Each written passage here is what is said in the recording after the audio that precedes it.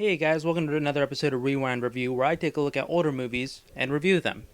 This episode we're going to be talking about the 1999 animated Pixar classic Toy Story 2, and if the first one was a stroke of genius, Toy Story 2 is a masterpiece.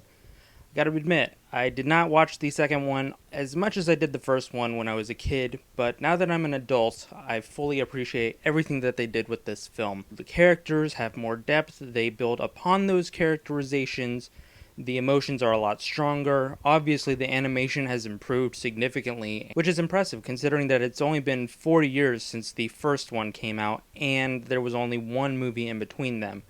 There are still a couple of problems with the way that some things appear. Most notably Buster, they hadn't really perfected the fur element of animation. They would go on to do that really in Monsters Incorporated. But that's one of the really cool things about watching these older Pixar films. You can watch as they evolve and develop new softwares to make their films more realistic or just seem more natural. The story in this one is a lot more complex than in the first one. This one's about Woody trying to cope with the fact that he may not last forever. He gets his arm ripped right before Andy's supposed to go to cowboy camp for a weekend, and he gets shelved. And that's one of the worst things that can happen to a toy because that's one of the final steps before you get either thrown away or put up for sale at a yard sale. And he's struggling to come to grips with the fact that one day Andy's going to outgrow him. So when he's kidnapped by Al, and he's reunited with the Roundup gang, where he discovers that not only is he a collector's item, but he also was a massive cultural phenomenon back in the 1950s before the space race. He starts to wonder, well, what's going to happen when Andy outgrows me? Should I just throw in the towel now and go and be in a museum in Tokyo? Or should I make my way back to Andy because he loves me? And what ensues is a really heartfelt, genuine story about identity and our place in the world. And that really does stand above Toy Story 1. Now, I will love Toy Story 1 for my entire life. That film is very quotable.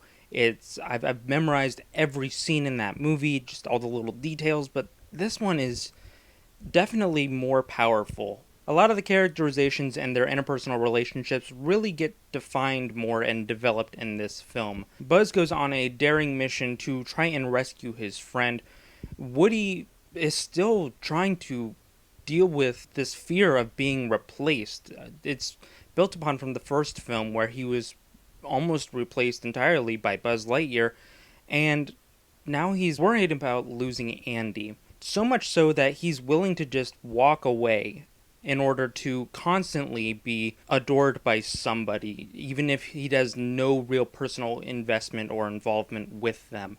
If he's just behind glass in a museum in Tokyo, that to him in that moment that makes sense for him because he's like, well, Andy's gonna throw me away eventually. Why should I just wait around counting my days until he has to leave me behind?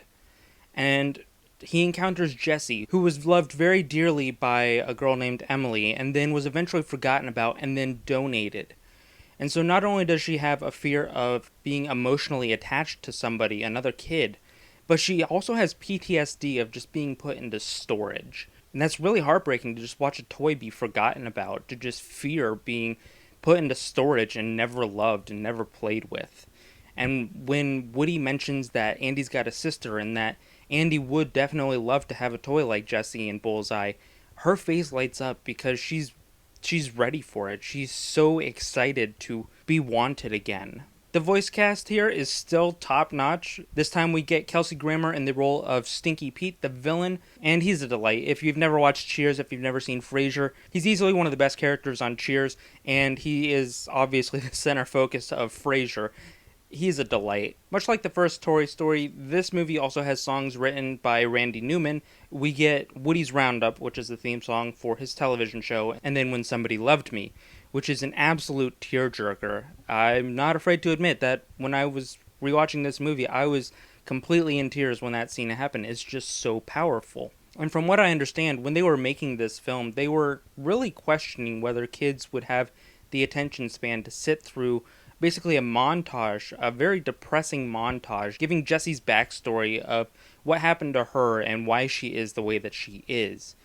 And I'm glad that they decided to take a risk and go with it, because as a kid it was sad. Oh, Jessie, she kind of got forgotten about. Her owner doesn't want her anymore. But looking at it now as an adult, it's heart wrenching. It's genuinely heartbreaking. I know I say that a lot about this movie, but the emotions are so tangible, you can feel them. And that's the thing that really sets Pixar apart, is that they're not afraid to take those kind of risks, and they're not afraid to get really real on the emotional level. In terms of comedy, the jokes all basically land for me. I think it's kind of amusing that there's an Empire Strikes Back reference, because Toy Story 2 is the Toy Story trilogy's Empire Strikes Back. It is better than the original. It is a masterpiece. It takes everything that the first film does and brings it up to 11. The new characters are great. Jessie, Bullseye, Stinky Pete. Even though Stinky Pete doesn't stay around in the franchise, Jessie and Bullseye become staples of the series, and I genuinely do like them. And when you're introducing characters, you really got to make sure that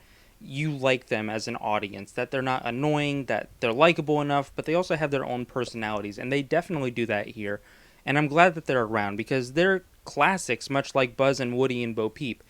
Speaking of Bo Peep, I am glad we get to see more of the Bo Peep Woody relationship. I'm sad that she does not appear in the third film, but I'm interested to see what they do in Toy Story 4. With all that being said, I don't have anything I can really criticize about this film. It stands the test of time. The jokes work, the writing works, the emotions are sincere and heartfelt. The music is outstanding, both the songs and the actual score. The animation is still really impressive, considering that this is a movie that was made 20 years ago, or released at least. I'm going to go ahead and give Toy Story 2 an A+. This is easily the best film so far. I haven't seen Toy Story 4 yet, but right now Toy Story 2 is like the gold standard for Toy Story films. The other two are still excellent pieces of cinema, but Toy Story 2 is just that good. So until next time, be sure to like, comment, subscribe, do all that YouTube stuff. You can follow me over on Facebook at Mario Bennese YouTube, and I will see you later.